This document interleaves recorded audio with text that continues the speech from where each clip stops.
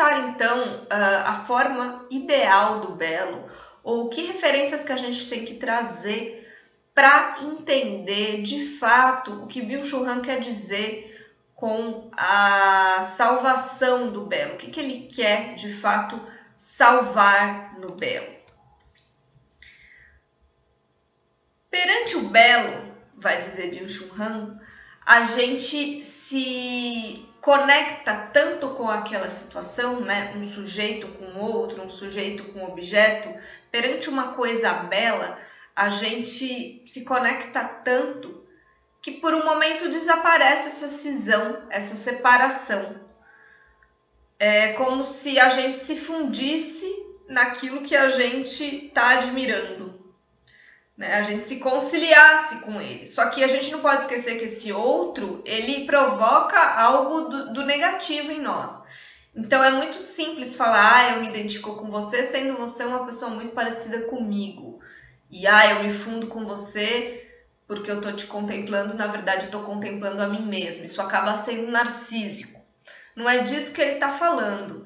Ele está falando justamente desse momento em que existe uma experiência de belo que estremeça essa posição inicial do sujeito, né? Uma beleza que de fato provoque inquietações, que provoque até a dúvida, que traga essa questão da negatividade e que o sujeito se perca de si mesmo até ele se reencontrar novamente modificado, né? De uma forma outra, justamente porque ele foi afetado pela negatividade do outro.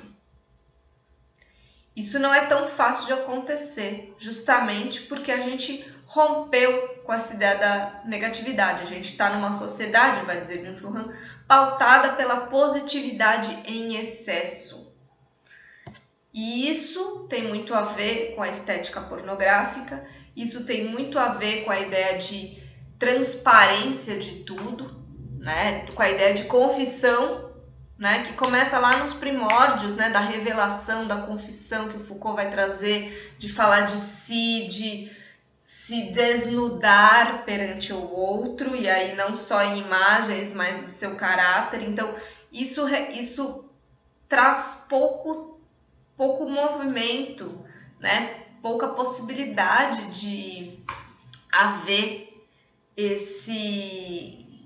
essa renúncia de si e o mergulho no outro, né? Só que a beleza, para ele, é uma questão de relação, né? A beleza é um acontecimento que só acontece na relação, que depende da relação, né? E é uma relação que não é imediata, não é tão imediatista, não é essa temporalidade que a gente vê hoje.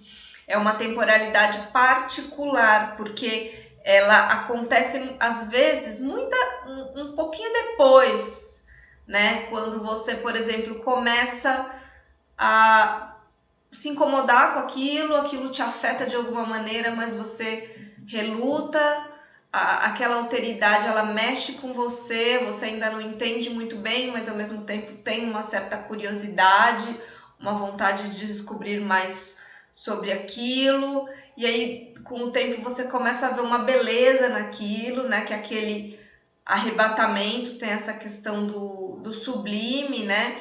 E tem a questão da curiosidade com que está velado, né? E que só vai ser descoberto com o tempo. Ele vai dizer a beleza como um reconhecimento posterior, que se infiltra lentamente dentro da gente, né? E outra coisa, aí ele se baseia em Platão, o belo, o nosso contato com a beleza, ele tem que ser tal, capaz de fazer a gente produzir alguma coisa. O Eros vai despertar uma força criadora na alma, vai dizer Platão. E isso é muito interessante, porque hoje a gente não vê as pessoas de fato criando coisas, né, para as outras, no sentido de coisas originais. Copia-se muitos padrões, copia-se, reproduz, mas é como se a gente não tivesse de fato aquela inspiração de fazer alguma coisa diferente, porque a gente esteve em contato com alguma coisa que mexeu profundamente em nós. Essa força criadora da alma, esse fenômeno que o belo traz para a gente, não existiria, então, diante de um tempo em que a gente só dá likes uns nos outros, porque isso não tem a ver com a verdade, né? E aí eu entro na segunda questão, né, dessa série, que é justamente repensar a ideia de Eros, né? O neoliberalismo, com todas as suas características e efeitos, né, essa ideia de sociedade do desempenho, tão bem trabalhada por Byung-Chul Han, ele acaba aqui minando a ideia de Eros, ou aquilo que permite que o Eros se estabeleça na nossa sociedade, a ponto da gente viver numa sociedade sem Eros, né? A gente, embora haja muita pornografia,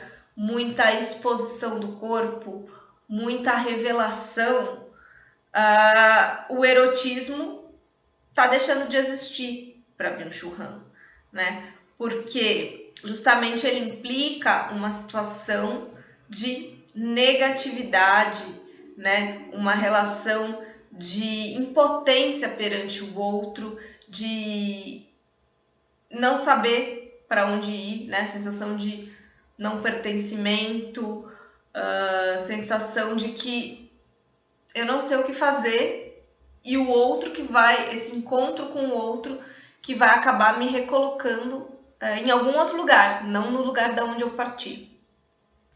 Então essa crise do Eros, essa crise do amor, é também devida a uma erosão do outro, vai dizer Byung-Chul Han, justamente porque ela está calcada numa ideia de positividade, né? A experiência erótica, ela pressupõe uma ideia de assimetria que não necessariamente está acontecendo. Ela pressupõe a ideia de uma negatividade, né? Mas hoje a gente está nivelando, comparando tudo com tudo e nivelando tudo ao igual. Elimina-se a alteridade, vai dizer Byung-Chul Han, em prol daquilo que é aceitável, que é consumível, que eu consigo identificar como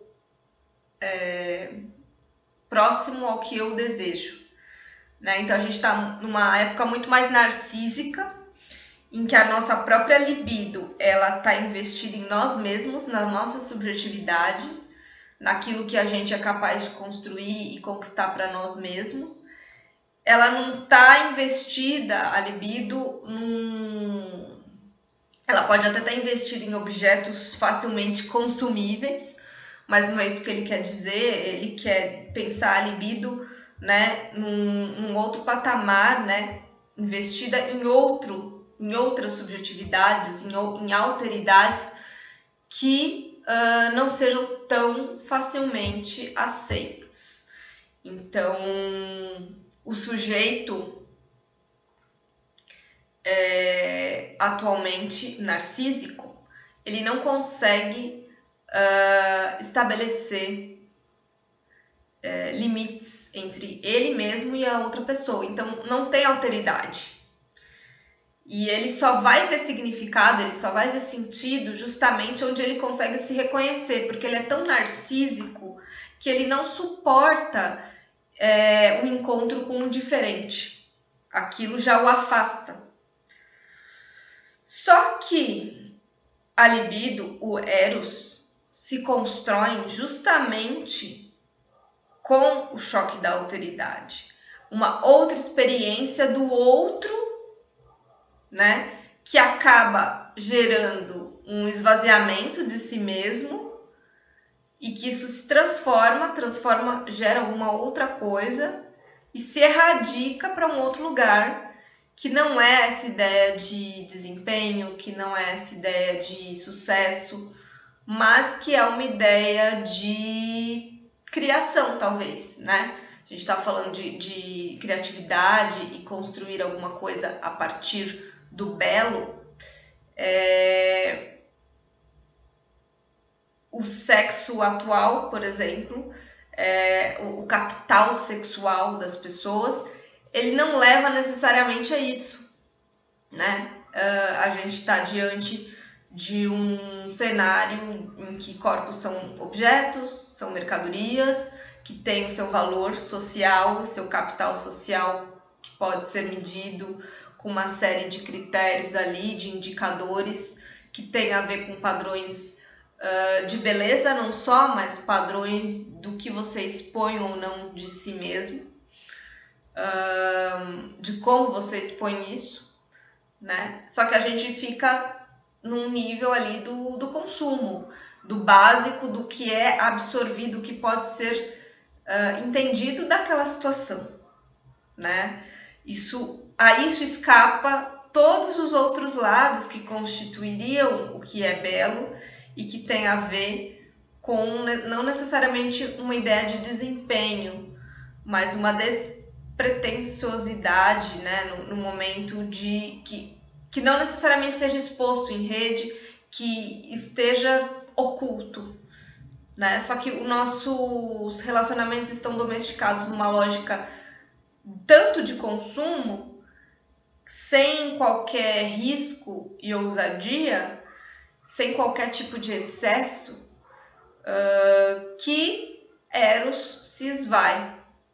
E a gente vive, então, numa sociedade se relacionando amorosamente, mas sem a presença do Eros. Isso é dispensável, essa questão.